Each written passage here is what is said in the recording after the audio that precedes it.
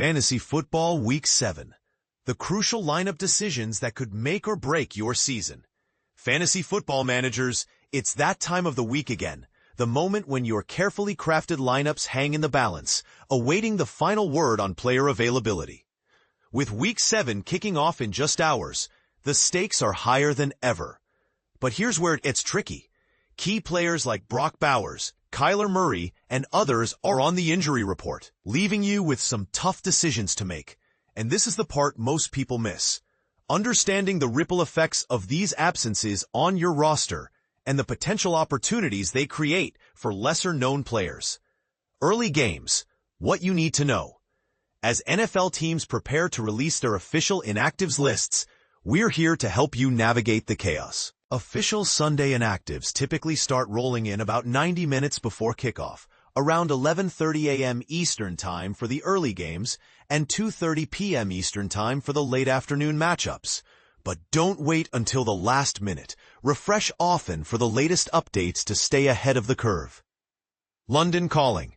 Rams vs. Jaguars. Kicking off the day at 9:30 a.m. Eastern. The Los Angeles Rams and Jacksonville Jaguars face off at Wembley Stadium. Inactives for this game were released around 8 a.m. Eastern with no major surprises.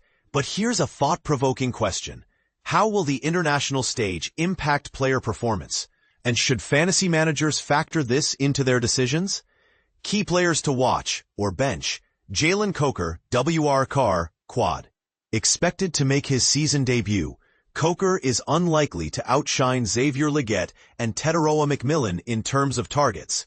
But could he be a sleeper pick for deep leagues? DeAndre Swift, RB, Chikai groin. Despite a downgrade during the week, Swift insists he's ready to play.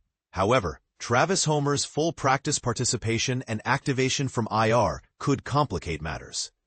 Who will emerge as the Bears' go-to back?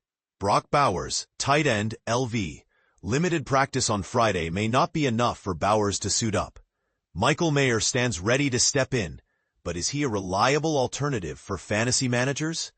Controversial take. The rise of backup players. Boldly, we argue that injuries and inactives often create unexpected opportunities for backup players to shine. Take Trey Tucker, for instance, who could see a significant fantasy value boost if Jakobi Meyers sits out. Are you willing to take a chance on these lesser-known players, or will you stick with proven veterans? Ruled out before Sunday. Several players have already been ruled out, forcing fantasy managers to scramble for replacements. Murray QB ARI, ankle. Bam Knight and Michael Carter will likely share the workload, but which one will emerge as the Cardinals' primary back? Cairo Santos, Shikai. Jake Moody takes over kicking duties for the Bears. Is he a reliable option for fantasy managers? David Njoku, Cleveland, knee. Harold Fannin Jr. is expected to handle most TE targets, but can he fill Njoku's shoes? Late games, last-minute adjustments. As we approach the late afternoon games, keep an eye on these players. Kyler Murray, quarterback, ARI, foot. With a bye week looming, Jacoby Brissett is expected to start, giving Murray more time to heal. But is this the right move for the Cardinals? Josh Jacobs, running back for the Green Bay Packers, illness calf. Jacobs' health concerns could open the door for Emmanuel Wilson or Chris Brooks. Who will step up for the Packers? Final thoughts. Embrace the chaos. Fantasy football is a game of uncertainty, and Week 7 is no exception.